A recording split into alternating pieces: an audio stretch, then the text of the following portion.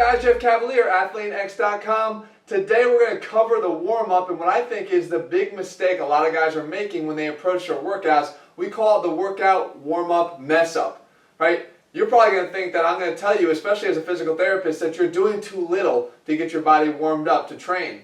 I'm actually going to tell you the opposite. I think a lot of guys are doing way too much, especially when you consider we have limited resources to get our work done, get out of the gym, recover, regrow, rebuild. So, if we take an example here, the normal, let's say we're looking for our 10 rep max work set, so we're going to apply it to a compound exercise like the dumbbell bench press. If that number for you are, let's say 85-pound dumbbells that you're going to lift here, the rule of thumb is, let's say you have your 4 warm-up sets to get yourself ready for your workout. Right away, if you just start here, you're probably making a mistake. I tell you guys all the time, it's not just what you're doing in your lifting. You want to get your core body temperature up as well. You do that by doing some type of movement activity. My favorite is jump rope, but you can do a stationary bike. You can do a quick jog, something to get your core temperature up, and it only takes about 5 to 7 minutes if you're doing it at adequate intensity. When we approach the work sets, though, a lot of times guys will hear the old adage of cut it down by about 50%, and that will be your first warm-up set. So in this case, let's say somewhere around 45 pounds. So here, the first set is 45 pounds, right? Second set, they creep themselves up, 55s. Then they come up 65s. Then they come in here 75s. Now they're ready to go at 85 pounds.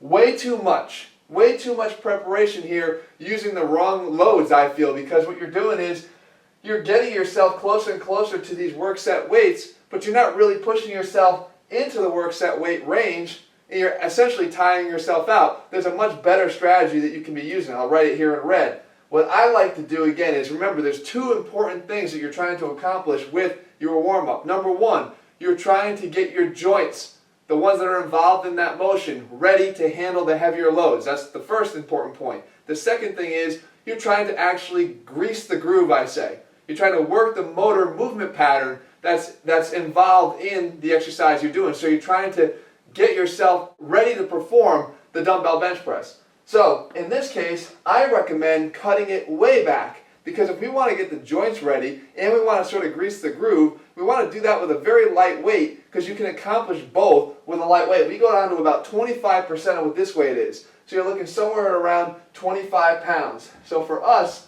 set 1 is 25 pounds. You go high repetitions here until you feel like all the creaks and cracks are out of your elbows and your shoulders.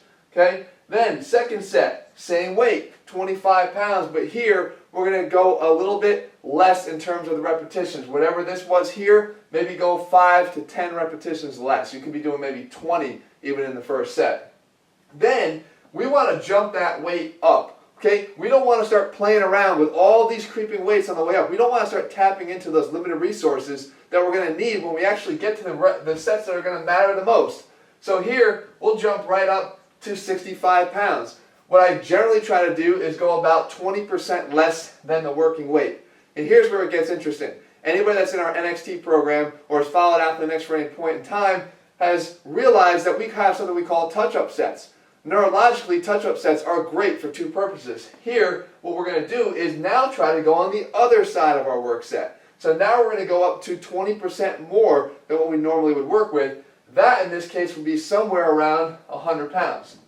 Now, 100 pounds, again, at 20% more than our 10 rep max, we're looking at somewhere about 4 to 5 reps, 3, 4, or 5 rep max. So we're not going to go and push those all the way to failure, because we want to have, again, our resources at our disposal when we need to do it here for our work sets. But what we'll do is we'll take them for about 2 or 3 reps. You want your body to neurologically feel the heavier weight. So now, when we drop back down into this range, now we're ready to go. We're ready to rock and roll, and we've done it by tapping into very little of our energy resources. These here, these are not going to tap into our energy resources at all. What they're doing is, again, priming our bodies, priming our joints, priming the groove of the motor movement. Here, again, sub-max, but a lot closer than all these sets were. And then here, overshooting so that we can come back and get ready to push and push hard.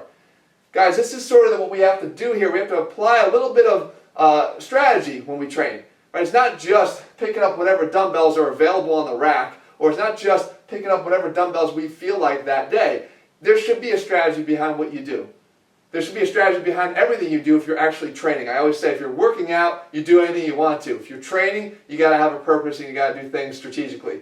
That's what we do here, guys, at ATHLEAN-X. We train you like athletes. Athletes train with a plan because they need to. They need to get from point A to point B as quickly as possible with no wasted movement in between. That's what our ATHLEAN-X program does from 0 to 90. Day 1 to day 90, we'll give you that plan that you need. If you haven't already, head to ATHLEAN-X.com right now and grab our 90-day training program. In the meantime, if you found this helpful, leave your thumbs up and comments below, guys, and I'll make sure to keep doing what it is that you want to see and keep making the videos that you find helpful.